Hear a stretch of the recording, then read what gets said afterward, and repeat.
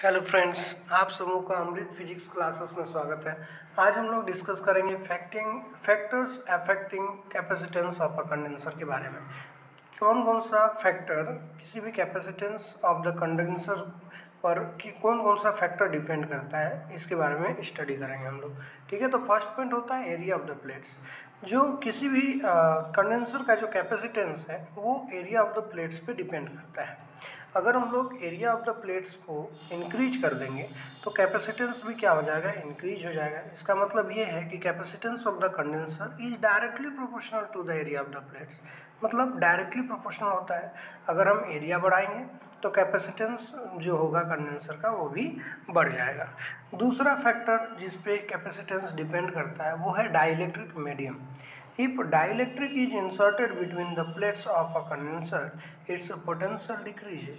अगर मान लेते हैं दो प्लेट्स के बीच में अगर हम डाइलेक्ट्रिक मीडियम का इंसर्ट कर देते हैं, लगा देते हैं, तो क्या होगा कि वहाँ का पोटेंशियल जो होगा वो डिक्रीज कर जाएगा, और पोटेंशियल डिक्रीज करने पर कैपेसिटेंस ऑफ द कंडेंसर क्या होता है, इंक्रीज हो जाता है। ठीक है, तीसरा फैक्टर जो है वो है the distance between the plates. If the distance between the plates of the condenser is increases, its potential increases, hence capacitance of the condenser decreases। बोलता है कि अगर दो प्लेट्स के बीच का डिस्टेंस जो है वो अगर हम लोग इंक्रीज कर देते हैं तो क्या होगा, डिस्टेंस इंक्रीज करने के कारण पोटेंशियल भी इंक्रीज हो जाएगा, और अगर पोटेंशियल इंक्रीज करता है तो कैपेसिटेंस जो होता है वो तो पोटेंशियल का इन्वर्सली प्रोपोर्शनल होता है। तो अगर हम पोटेंशियल को इंक्रीज करेंगे तो कैपेसिटेंस ऑलरेडी क्या हो जाएगा, डिक्रीज हो जाएगा। इसका मतलब हम ये कह सकते हैं कि capacitance of the condenser is inversely proportional to the distance, यानी कि डिस्टेंस का वो इन्वर्सली प्रोपोर्शनल होता है। डिस्टेंस बढ़ाएंगे तो कैपेसिटेंस क्या होगा, घट जाएगा।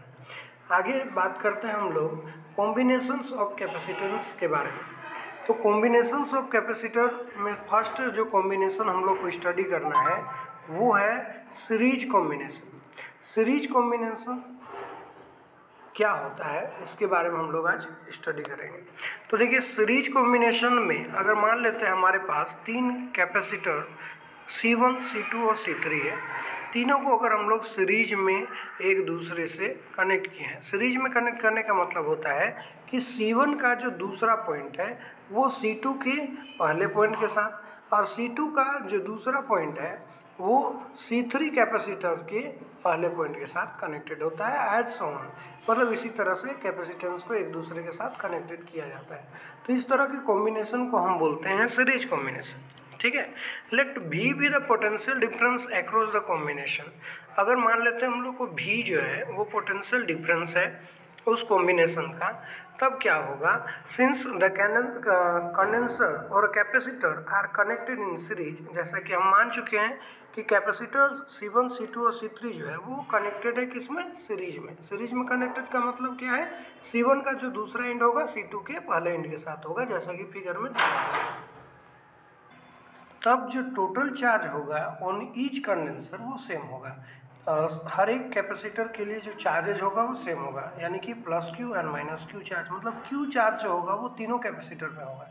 लेकिन जो पोटेंशियल होगा V वो अक्रॉस द कॉम्बिनेशन स्प्लिट करेगा into three parts, three different parts में वो स्प्लिट कर जाएगा, यानी कि V1, V2 एंड V3 में वो कन्वर्ट हो जाएगा। ठीक है, तो लेकिन जो वैल्यू होगा V1, V2 एंड V3 का वो डिपेंड करेगा किस पे, C1, C2 और C3 पे डिपेंड करेगा। ठीक है, लेकिन जो टोटल पोटेंशियल होगा, total potential in series combination वो भी किसके इक्वल होगा, V1 plus V2 plus V3 के इक्वल होगा। ठीक है, लेकिन हम लोग क्या जानते हैं कि capacitance C is equal to होता है Q अपॉन V, यानी कि V इज इक्वल टू क्या होगा, Q अपॉन C हो जाएगा। तो V1 इज इक्वल टू क्या होगा, Q अपॉन C1 हो जाएगा, क्योंकि V1 किस पे डिपेंड कर रहा है, C1 पे डिपेंड कर रहा है। उसी तरह V2 जो होगा वो इक्वल हो जाएगा Q अपॉन C2 के, V3 इक्वल हो जाएगा Q अपॉन C3 का। ठीक है, and V is equal to क्या होता है, Q upon C of series. C of series मतलब combination of series of capacitor. ठीक है, इज इक्वल टू क्या है दिया हुआ, V1 plus V2 plus V3, V is equal to V1 plus V2 plus V3, जैसा कि हम पहले डिस्कस कर चुके हैं। तो V की जगह में हम क्या लिखेंगे, Q अपॉन CS लिखेंगे, इज इक्वल टू V1 की जगह में Q upon C1 plus V2 की जगह में Q upon C2 plus V3 की जगह में Q अपॉन C3। यहाँ पे चार्जेस का वैल्यू सेम है, इसीलिए हम सब जगह Q रखे हैं, ठीक है। यहाँ पे CS जो है वो equivalent capacitance of series combination है, ठीक है। तो दोनों साइड में Q है, तो इस साइड से भी Q निकल जाएगा कॉमन, तो क्या होगा, Q से Q कैंसिल हो जाएगा। तो हमारे पास जो रिजल्ट निकल करके आएगा वो क्या आएगा, 1/C of series is equal to 1/C1 plus 1/C2 plus 1/C3 निकल करके आ जाएगा। तो ये जो है वो equivalent capacitance of series combination का फॉर्मूला है, ठीक है। इसी तरह हम लोग आगे के कॉम्बिनेशंस के बारे में डिस्कस करेंगे। अब हम लोग डिस्कस करेंगे पैरेलल कॉम्बिनेशन ऑफ कैपेसिटर के बारे में। तो जैसा कि हम लोग 3 कैपेसिटर को पहले सीरीज में कंबाइन किए थे, उसी तरह अभी हम लोग कनेक्ट करेंगे तीनों कैपेसिटर C1, C2 और C3 को पैरेलल में। पैरेलल कैसे कनेक्ट किया जाता है, तो देखिए C1 का जो पहला एंड है और C2 और C3 तीनों का जो पहला एंड है, एक एंड को एक कॉमन पॉइंट के साथ और दूसरे एंड को दूसरे कॉमन पॉइंट के साथ अगर हम कनेक्ट करते हैं तो इस तरह के कॉम्बिनेशन को हम बोलते हैं पैरेलल कॉम्बिनेशन, ठीक है। कैसे लिख करके आएंगे, तो लिखेंगे हम लोग, consider 3 condenser of capacitance C1, C2 and C3 connected in between point A and B। Point A और B के बीच में 3 कैपेसिटर रखा हुआ है, C1, C2 और C3, ठीक है। और तीनों को हम कैसा कनेक्ट किए हैं, पैरेलल कॉम्बिनेशन किए हुए हैं, ठीक है। Let B be the potential difference across the combination. B को मान लेते हैं हम लोग पोटेंशियल डिफरेंस है across the combination. Since the condenser are connected in parallel, the potential across each condenser is same।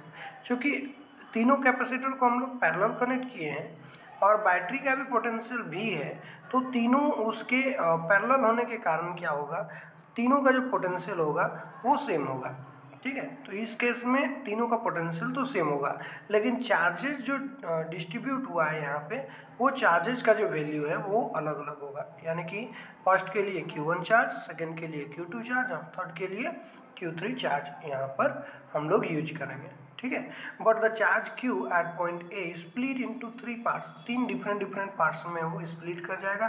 कौन कौन से पार्ट में, Q1, Q2 एंड Q3 में, ठीक है। और ये किस पे डिपेंड करेगा, C1, C2 और C3 पे डिपेंड करेगा। लेकिन जो टोटल चार्ज होगा इस कॉम्बिनेशन में, जो टोटल चार्ज होगा Q, वो किसके इक्वल होगा, Q1 plus Q2 plus Q3 के इक्वल होगा, ठीक है। But Q1 is equal to क्या होता है, हम लोग जानते हैं, चार्ज इज इक्वल टू होता है capacitance into potential. Q1 is equal to हो जाएगा C1 into V, Q2 is equal to हो जाएगा C2 into V, Q3 is equal to हो जाएगा C3 इंटू B। तो हम लोग ये जानते हैं Q इज इक्वल टू होता है Q1 plus Q2 plus Q3। अब यहाँ पे हम Q1, Q2 और Q3 का वैल्यू को यहाँ पुट कर देंगे तो क्या हो जाएगा, Q इज इक्वल टू आ जाएगा हमारे पास C1B plus C2B plus C3B, ठीक है। लेकिन Q बराबर भी क्या होता है, V into C of P, मतलब पैरेलल कॉम्बिनेशन ऑफ कैपेसिटर।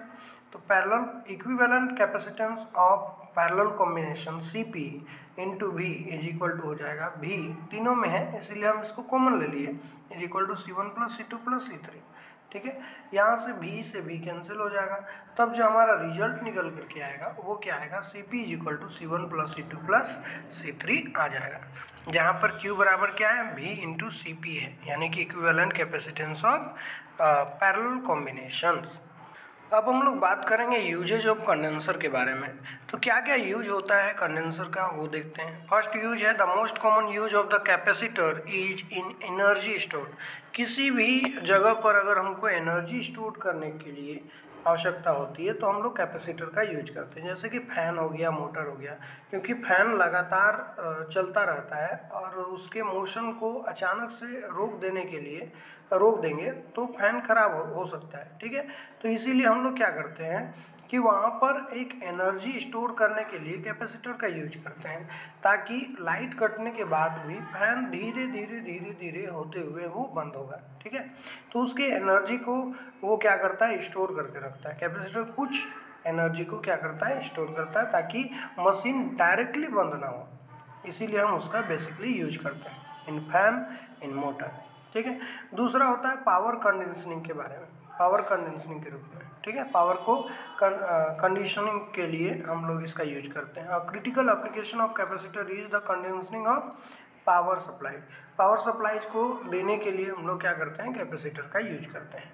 उसी तरह थर्ड जो यूज है वो है कपलिंग करने के लिए। अगर हमको दो वायर को कपलिंग करना है तो उसके लिए भी हम लोग कैपेसिटर का यूज करते हैं। Capacitor can let AC pass through yet block DC in a process called capacitor coupling. अगर AC पास कर रहा है DC ब्लॉक से, तब इस प्रकार के प्रोसेस को हम क्या बोलते हैं, कैपेसिटर कपलिंग करना। ठीक है, तो फोर्थ जो हमारा यूज है कैपेसिटर का वो है ट्यूनिंग करना। ट्यूनिंग को समझते हैं हम लोग, जैसे कि variable capacitor are used when tuning circuits are radio system by connecting them on an LC oscillator. देखिए, हम लोग जो ट्यूनिंग सर्किट होता है किसी भी रेडियो सिस्टम में, वो LC ऑसिलेटर के साथ कनेक्टेड होता है। तो उसको कनेक्ट करने के लिए भी हम लोग क्या करते हैं, वेरिएबल कैपेसिटर का यूज करते हैं।